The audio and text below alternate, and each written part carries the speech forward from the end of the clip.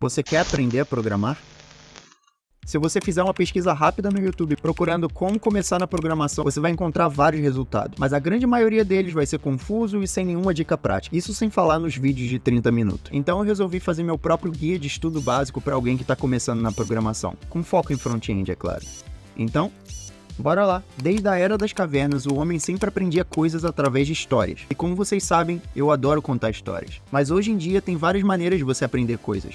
O YouTube é uma delas, mas tem pessoas que preferem jogos. Então por isso hoje eu vou te contar uma história aqui no YouTube de como você pode aprender programação jogando. Então por isso eu vou fazer o seu guia de estudos em programação como se fosse um jogo. E eu preciso que você coloque a sua imaginação e sua atenção nisso. E o seu primeiro movimento vai ser: aprenda como a internet funciona. Antes de qualquer coisa, você precisa entender como a internet está estruturada. Você precisa entender de protocolo HTTP, HTTPS e por aí vai. E logo depois disso, você já tem que começar a ter a mínima noção de experiência do usuário. Você tem que ter em mente que você não programa nada para macacos. Você programa para outros seres humanos. Então saber o mínimo de design e experiência do usuário vão te deixar na frente de diversos problemas, porque você vai saber a melhor maneira de atacar aquele problema para resolver o problema de um outro usuário. No final das contas, programar é resolver problemas de outras pessoas. E se você acha a experiência do usuário bobeira, eu vou te dar uma aula de experiência do usuário em 12 segundos. Você sabe que eu tô quebrando o algoritmo do YouTube, eu já te provei isso no vídeo passado. Eu consegui 8.000 inscritos em 2 semanas, e eu vou chegar a 100.000 inscritos em um mês. Pode me cobrar. Agora, para me ajudar a chegar lá, você vai ter que se inscrever nesse canal, e depois de inscrito, spama qualquer coisa nos comentários. Mas dessa vez, envolve meu nome. Escreve meu nome nos comentários. E a gente vai quebrar o algoritmo do YouTube juntos. E você vai ver como um canal pequeno vai sair de 0 inscritos para 100.000 em um mês. Você vai fazer isso junto comigo.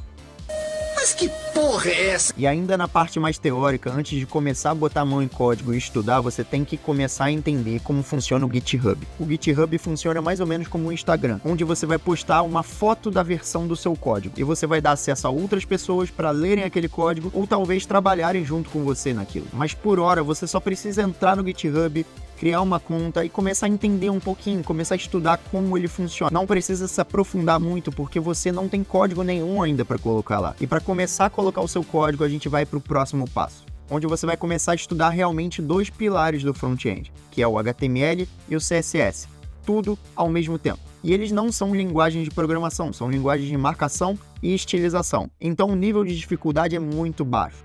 E para aprender HTML e CSS de graça, eu super indico o mestre Gustavo Guanabara. Ele vai te pegar pela mão e te mostrar o mundo da programação de um jeito muito simples. Ele tem uma didática praticamente perfeita. Todos os conceitos básicos de HTML e CSS você consegue aprender com ele, de graça. Todo esse conhecimento ele passa para você sem custo nenhum. Mas você vai chegar numa hora que você vai sentir dificuldade de aprender alguns conceitos básicos de CSS, como Flexbox e Grid Layout, por exemplo. Então eu tenho outra dica muito legal para você. Você pode entrar nesse site aqui e você vai aprender todos os conceitos básicos de Flexbox. E tudo isso jogando. O objetivo é bem simples. Você tem que guiar o personagem até o objeto usando atributos do Flexbox, como por exemplo Justify Content, Align Items e por aí vai. Então eu não encontrei maneira melhor de você aprender Flexbox do que entrando nesse site e jogando um pouquinho todo dia.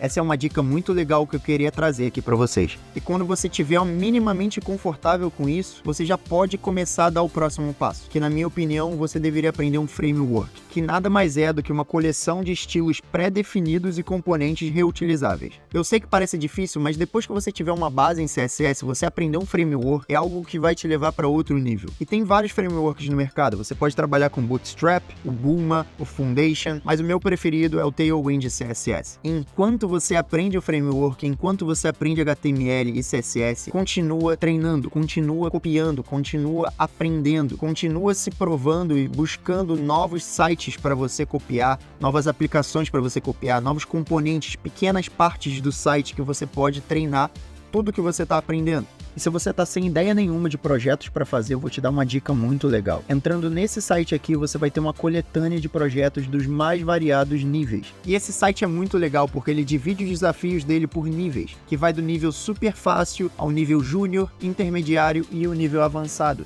E você só precisa escolher o seu desafio, clicar nele, e lá você vai encontrar toda a proposta do desafio para você. E clicando nele, você também consegue baixar alguns arquivos. E uma vez que você tenha feito isso, você pode mandar de volta para esse site e com alguma sorte eles podem te responder e avaliar o seu projeto. Então é um site muito legal se você não tem ideia nenhuma de projeto para fazer. Eles literalmente te dão um projeto na mão, te mostram um problema que você tem que resolver, te dão todas as ferramentas e seu único trabalho é ir lá e codar, é ir lá e programar. Então esse site é muito legal. Mas vai chegar um ponto que você vai estar cansado de fazer coisas tão simples. E você vai querer começar a colocar um pouco mais de dificuldade nos seus códigos. E com isso você vai precisar de uma linguagem de programação. E para front-end, a primeira linguagem de programação que você